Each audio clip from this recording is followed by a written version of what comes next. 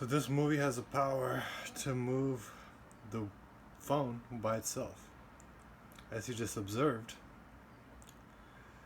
the wind blew and the phone slid.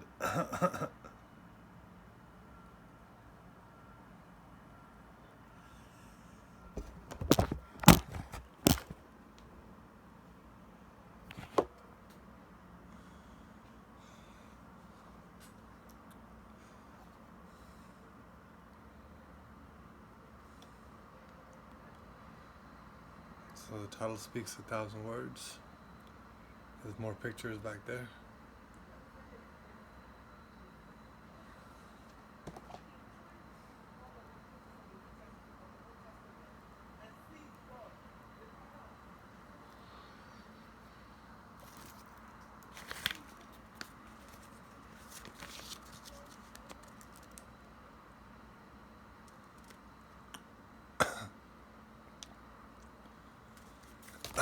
Just like the last movie, The Wicker Man, it's a great linear movie, a progression of events, each of which are critical to the following events. So in that sense, it's a great movie. Both are great movies.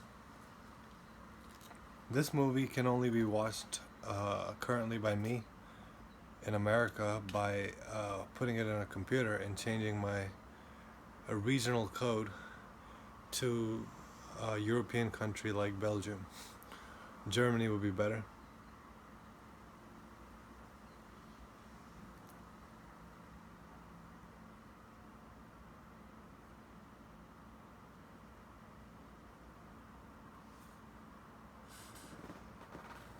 Because it's a German movie. Das Experiment.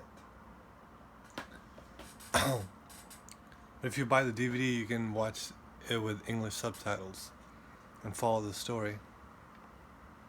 But you'll have to watch it a few times to hear the tone of voice and everything again. The movie, it says right here, watch it if you dare. So it's a pretty scary movie because reality of what's going around you and the people around you is pretty scary. It began as a game in the name of science. 20 men, 8 guards, and 12 prisoners in an intense 2-week investigation into aggressive behavior in a simulated prison experiment. It soon became a quest to survive. So that's what the intro to this movie says. A CNN reporter, never mind. A terrifyingly good film, staggering, raw, and frightening. Basically, I think it's valuable to study the different characters in there. The prisoner population and the guard population. Just study those two different personas, or different personas in there. The psychopaths and the fighters for the truth. And those two categories are shown pretty brilliantly. The leader of the light being the guy called Tarek, who is a undercover journalist. And it basically shows how people react in a prison experiment. A Stafford prison experiment is what this movie is based on. And that's one thing you can research. And this movie is a linear movie just like Wicker Man, but the next movie I'm going to talk about after these two is 12 MonKeYs, which is a non-linear, circular type of movie to follow and story to follow. And it's a very brilliant story. It's a very beautiful story. And Jesus is basically represented as Howie in The Wicker Man and as Tarek in this movie. And basically Jesus is represented with the man wearing the crown of thorns, the man with the crown of thorn, the Son of Man. So just like the sun is killed every morning and evening because the dawn is a well, actually, the moon is killed in the morning by the sun, and then in the evening, Eve, the fall of man in the Bible, Genesis. In the evening, basically, the sun gets killed. So every day, the son of man has to die, and he walks the sky wearing the crown of thorns, and that's what crown means, corona. So yeah, just study the different characters in this movie. The prison, sorry, the experiment. There's an American version of this, just like Wicker Man, but this is much superior.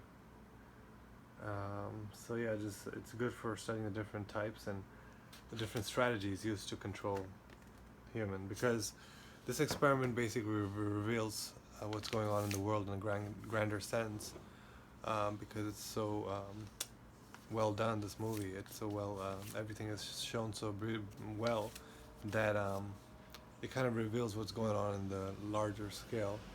And in these troubled times, we can certainly appreciate the things shown here more so, because we see it all around us. So I think you should dare to watch it, and actually not just watch it emotional escapist kind of sense that people watch movies, but watch it with an analytical sense. That way you can kind of learn something that could help you in life.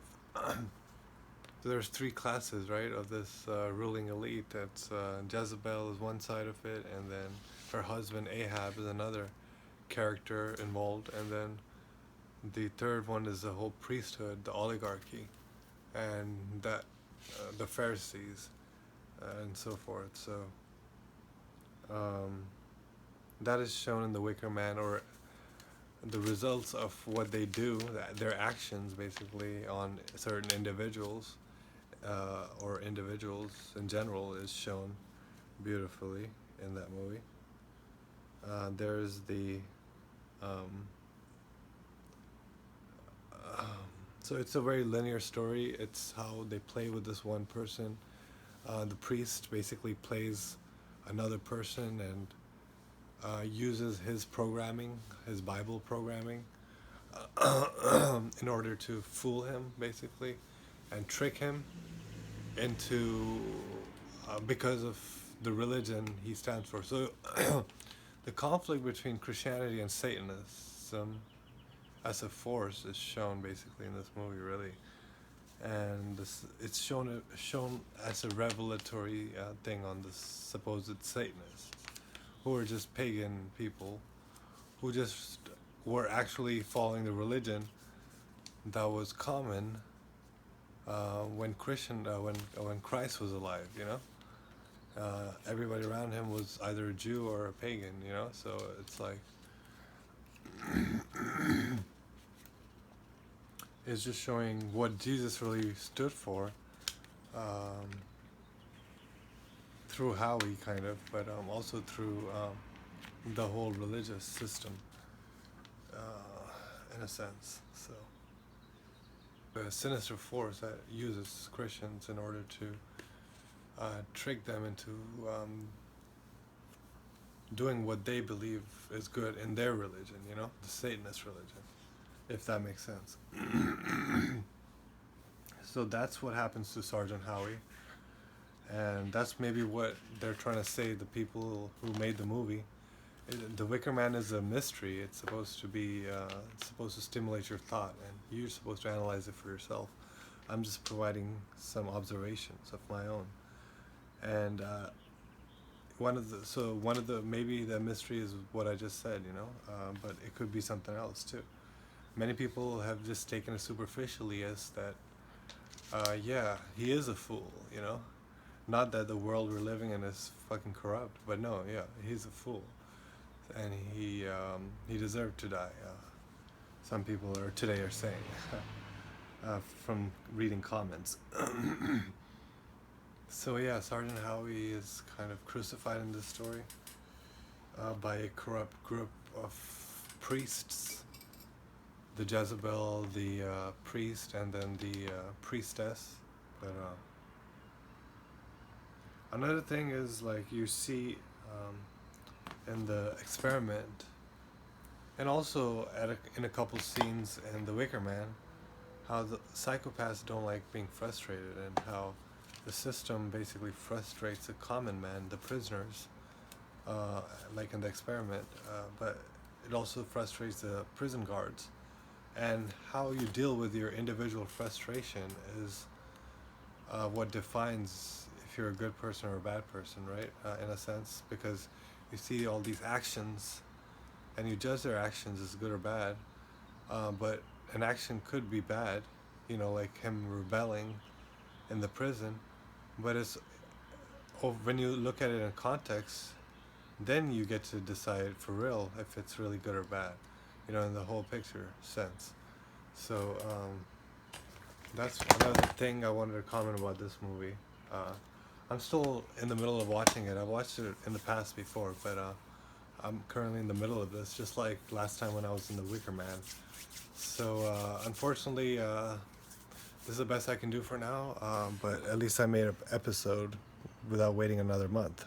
So laters, and get to watch these two movies, Wicker Man, the Das Experiment, and make sure to order the extended version of The Wicker Man.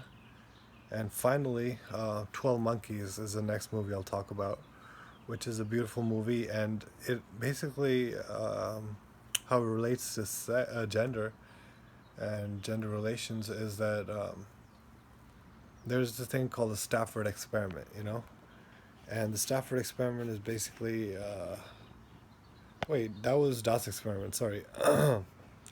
There's this thing called a psychological concept whose name is slipping me right now, the Stockholm Syndrome, SS, which basically represents what happens to prisoners of war and people who have been under some kind of emotional stress, and even physical, emotional, and so forth stresses at one certain time and certain traumatic experiences, and then they change their basic sense of reality or something.